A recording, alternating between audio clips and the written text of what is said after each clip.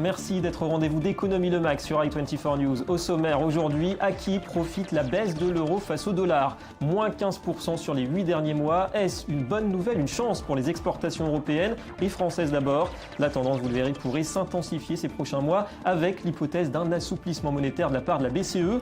Les détails dans un instant.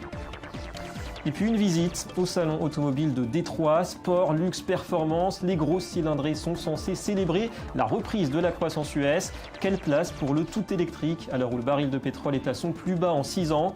Le point et en images, ce sera tout à l'heure. Voilà pour les titres. Bienvenue à tous. Le point pour commencer sur l'essentiel de l'actu économique international. D'abord, la Russie qui ajustera sa règle budgétaire et son niveau de dépenses en prenant en compte la baisse des prix du pétrole. C'est le Premier ministre Dmitry Medvedev qui l'a annoncé hier à Moscou. Les prix mondiaux du pétrole ont touché leur plus bas en 6 ans ces derniers jours, $46 le baril. C'est moins de la moitié du niveau nécessaire pour maintenir à l'équilibre le budget de l'État cette année. Medvedev exclut en revanche l'idée de puiser à nouveau dans les réserves de change du pays. Nous ne prévoyons pas de manger nos réserves de change. Nos mécanismes économiques suffisent pour assurer la stabilité du rouble. Et malgré ce climat morose, notre balance des paiements est positive. Or, c'est le facteur principal pour la fixation de taux de change équilibrés. La Russie, même dans les conditions actuelles, ne va pas se couper du monde ni changer de modèle. Ce serait une grave erreur de revenir vers le passé. En Grèce, les législatives anticipées approchent, c'est dans 10 jours, et les soutiens des partenaires européens d'Athènes se multiplient en faveur de l'actuel Premier ministre Samaras. Hier, vous le voyez, c'était le tour de Mariano Rajoy. Le chef du gouvernement espagnol appelle lui aussi les Grecs à s'en tenir aux difficiles politiques de rigueur et à refuser les promesses impossibles, dit-il, en allusion à celle du parti de la gauche radicale Syriza, qui veut, on le rappelle, renégocier la dette du pays et mettre fin à cette austérité. Alors Grèce, Espagne, les deux principaux malades de la zone euro ces dernières années, mais pour Rajoy, les efforts des deux pays sont payants. Nos deux pays ont réalisé des réformes difficiles et douloureuses. Mais nous sommes convaincus qu'elles étaient nécessaires pour créer des bases solides et garantir la prospérité. Les réformes portent leurs fruits. Maintenant que nous sortons de cette crise, nous avons besoin de stabilité, pas d'instabilité. Nous avons besoin de certitude, de confiance, besoin de l'Europe. Et à propos de l'Europe, justement, en bref, quelques indicateurs. Et d'abord, l'excédent commercial pour la zone euro, 20 milliards d'euros en novembre dernier, 3,5 milliards de plus que l'année précédente à la même époque. Autre chiffre, celui de la croissance allemande pour l'année 2014. Et c'est la plus forte croissance depuis 3 ans, plus 1,5% pour le PIB, malgré des deuxième et troisième trimestres décevants, on s'en souvient. C'est au-dessous, en tout cas, au-dessus de la prévision du gouvernement, plus 1,2%. Enfin, en France, le déficit budgétaire aura été finalement moins important que prévu, d'environ 3 milliards d'euros en 2014 à 85,6 milliards d'euros, en raison notamment de meilleures rentrées fiscales qu'attendues d'après Bercy. Et puis bonne nouvelle aussi pour Israël qui a lui réduit son déficit commercial l'an dernier grâce à la baisse de sa monnaie, le shekel face au dollar, moins 4% à 12,5 milliards de dollars. Dans le détail, plus 0,5% pour les exportations et moins 0,5% pour les importations, 71 milliards de dollars. Allez, un point rapide sur la semaine des marchés financiers avec Eric Lehouine avec nous depuis Paris. Bonjour Eric, un sentiment ces jours-ci, c'est l'incertitude une fois de plus. Oui, c'est l'incertitude qui l'emporte largement sur les marchés actuellement. Il y a beaucoup de volatilité avec des marchés qui vont dans tous les sens. Alors il faut comprendre qu'il y a plusieurs types d'incertitudes. Il y a d'abord une incertitude politique avec des élections en Grèce et finalement se demander si le parti d'extrême droite Syriza ne veut pas arriver au pouvoir, ce qui pourrait remettre en cause les relations notamment avec le FMI ou l'Union européenne. Il y a des incertitudes également économiques avec une chute des prix du pétrole, une chute des prix de l'euro, un minerai de cuivre qui baisse également beaucoup. Bref, on s'interroge beaucoup. Et puis il y a bien sûr toutes les incertitudes liées à la BCE. Que fera la BCE lors de sa prochaine réunion? Va-t-elle faire un quantitative easing comme le pensent certains investisseurs? En tout état de cause, ce qu'on peut dire actuellement, c'est qu'aucune tendance précise ne se dégage sur les marchés actions et qu'il faut mieux être extrêmement prudent actuellement. Ouais. Voilà, la prudence. Merci Eric. Signalons aussi que les cours du franc suisse se sont envolés ce jeudi face à l'euro et au dollar jusqu'à 30% par moment suite à la décision de la Banque nationale suisse d'abolir le fameux cours plancher de 1 franc 20 pour 1 euro mis en place en 2011. C'était en pleine crise de la zone euro. Les premiers dossiers du jour, qui ne s'en serait pas aperçu? L'euro est en chute libre ces derniers temps, moins 15% en 8 mois face au dollar. Alors plusieurs facteurs pour expliquer cette évolution. Le renforcement d'abord du billet vert tout simplement, dans le sillage de la croissance américaine, mais aussi les incertitudes en Grèce et surtout les anticipations d'un recours de la BCE à la planche à billets pour éviter la déflation. Explication Johanna Citruc. C'est une première depuis 10 ans. L'euro est repassé sous sa première cotation officielle. Celle du 4 janvier 1999, à un peu plus de 1,17 $. En chute libre depuis mai, la monnaie commune a perdu en 8 mois plus de 15%. Une bonne nouvelle pour les pays européens exportateurs dont les marchandises sont de plus en plus compétitives. Mais un véritable obstacle pour ceux qui consomment des produits étrangers, devenus plus chers, et particulièrement lorsqu'ils sont libellés en dollars. Il y a une dévaluation importante vis-à-vis du dollar, mais pas autant que contre d'autres monnaies. Donc il y a moins d'impact pour les touristes qui viennent d'autres pays. On doit aussi rappeler que le dollar est plus fort qu'un grand nombre de monnaies. Donc pour les touristes venant des États-Unis, il y a beaucoup de choix, beaucoup de monnaies attrayantes. Il pourrait y avoir un impact, mais ça n'aura sans doute pas grande incidence sur l'économie de ces pays. Si le billet vert s'est renforcé, ce n'est pas la seule cause de cette dévaluation de l'euro. Il y a aussi l'anticipation d'un éventuel quantitative easing, autrement dit, un assouplissement quantitatif dans le but d'éviter la déflation. La BCE augmenterait ainsi la quantité d'euros sur les marchés et ferait donc baisser sa valeur. Un mécanisme connu des investisseurs, ils veulent simplement se débarrasser de cette monnaie avant de subir sa chute inexorable. Il s'agit d'un ensemble de raisons à court et à long terme. On s'attend à ce que la Banque centrale européenne lance des achats d'obligations, un assouplissement quantitatif et donc inonder le marché avec des liquidités en euros. Également, les nouvelles inquiétudes en Grèce quant à la possibilité d'une élection qui n'irait pas dans le sens que souhaiterait l'Europe et qui pourrait précipiter la sortie de la Grèce de la zone euro. Une inquiétude supplémentaire qui entraîne une perte de confiance des investisseurs. Quelques jours seulement avant les élections législatives en Grèce, le parti de gauche radicale Syriza est toujours en tête des sondages. Le mouvement anti-austérité est pour le moment crédité de plus de 30% des intentions de vote. Voilà, et autre information, la BCE pourra bien recourir à un programme de rachat de dette publique. Une idée très critiquée en Allemagne ces derniers temps, un plan qui serait conforme au droit européen. C'est ce qu'a déclaré hier l'avocat général de la Cour de justice européenne. De quoi satisfaire les marchés. Écoutez. Cela aurait été incroyable si l'avocat général de la Cour de justice européenne avait interdit ou même restreint le plan d'achat obligataire de la BCE. Il était évident qu'après 2 ans et demi de rhétorique sur les plans de sauvetage, ce résultat devait intervenir. Oui, monsieur Draghi, vous êtes autorisé à acheter des obligations. Les marchés sont heureux.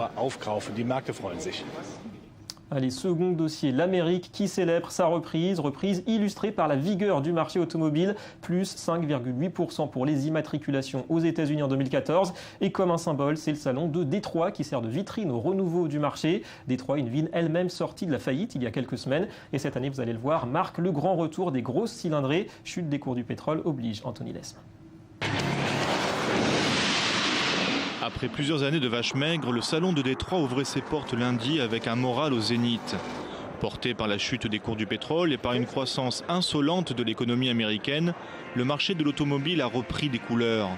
L'année 2014 s'est achevée sur une vigoureuse hausse des ventes, plus 5,8%, et 2015 semble plus prometteur que jamais. Je ne pense pas que quiconque aurait pu imaginer le prix du pétrole en dessous des $50 le baril, n'est-ce pas? C'est difficile à imaginer, donc dans cet environnement, vous devez vous préparer à toutes les éventualités. C'est pourquoi nous lançons ici des véhicules comme la nouvelle Volt ou que nous présentons le concept Bolt, mais en même temps, nous continuons de développer notre gamme de voitures traditionnelles.